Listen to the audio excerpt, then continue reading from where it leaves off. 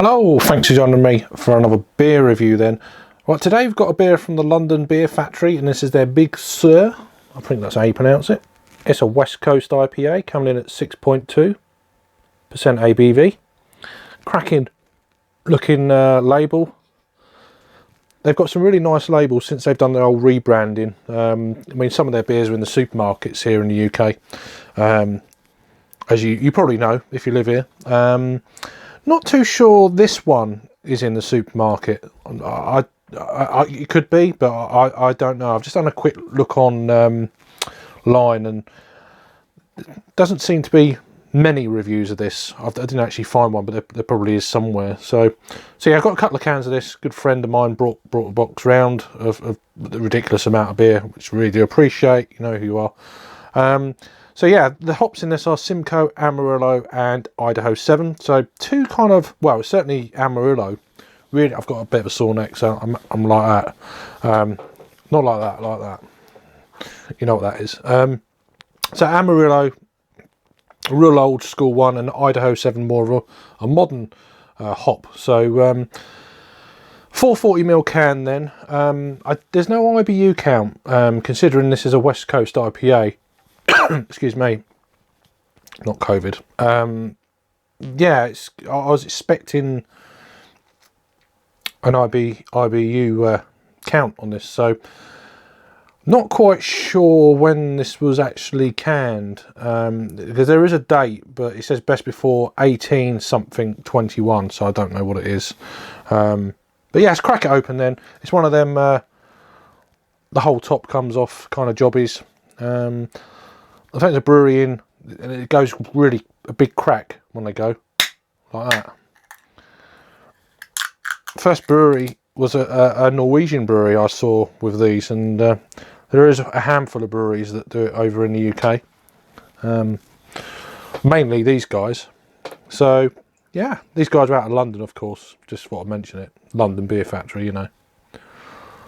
It's actually got this is a West Coast IPA, but it's got oats in it, which is always quite interesting. So yeah, it's quite an amber looking IPA. It's hazy with the oats. Didn't really pour much of a head, just a little bit covering the top of the beer. So yeah, it's not more of a kind of a blood orange almost, blood orange light amber. But yeah, it's getting an aroma. Oh wow, okay. I'm getting a slightly sweet confectionery aroma, fruit salad-esque, but also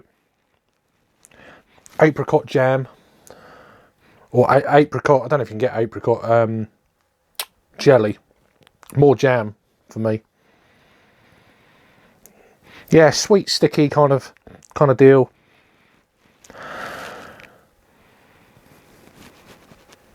It's definitely apricots. Quite pleasant. So yeah, slightly dank, but not overly.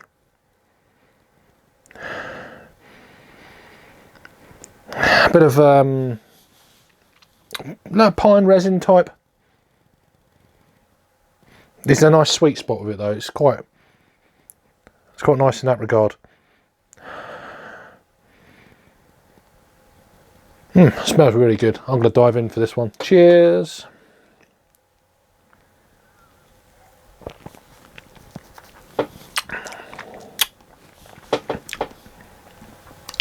Sweet.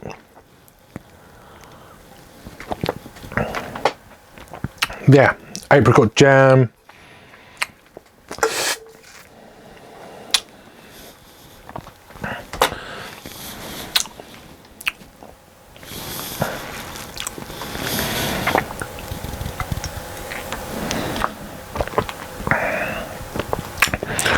Medium body, nothing crazy there. Let me move that before I stab myself. Yeah, that's the only thing with them. Discard of them safely, because pretty sharp. That's the only thing I'd say about them. Put that over there.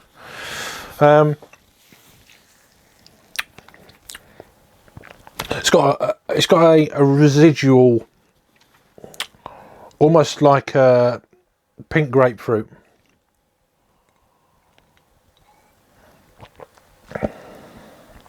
Yeah, pink grapefruit.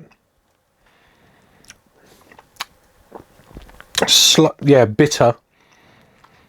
Not overly, but it's definitely a mid-range bitterness on this one, which you want. I'm just more curious about the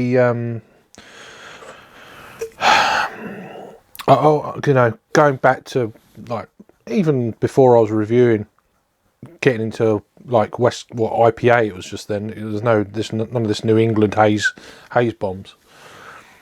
But you had an American IPA. It was generally a West Coast, big bold bitter thing. You know, real jammy, real fruity, nice pine bitterness, that kind of deal. Find a lot of these newer West Coast IPAs, and obviously with the way trends have gone, drink a lot more haze things. Certainly here in the UK, the West Coast really dropped off when the New England style first hit back in 2016, when Cloudwater started doing all their, you know, bringing out all their V series and all that sort of thing.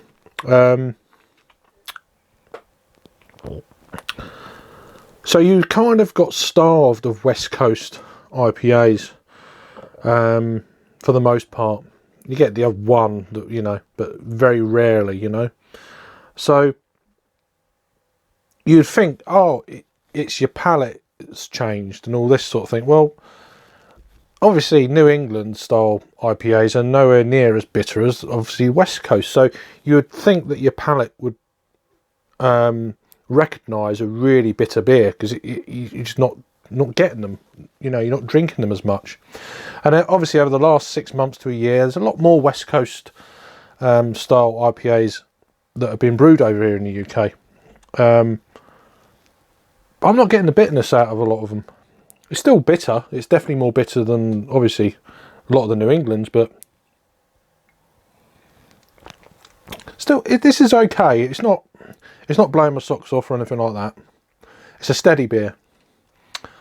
No hint of the ABV, medium body, decent. So yeah, it's nice to try a beer from London Beer Factory that I don't think is in the supermarkets, but it could be. I don't know. So it's Big Slur, West Coast IPA from London Beer Factory, and they're out of West Norwood. So anyway, let me know if I had it down below. Check out my playlist for London Beer Factory down below as well. Thanks for watching. Keep safe. Subscribe. Thumbs up. See you on the next video. Cheers.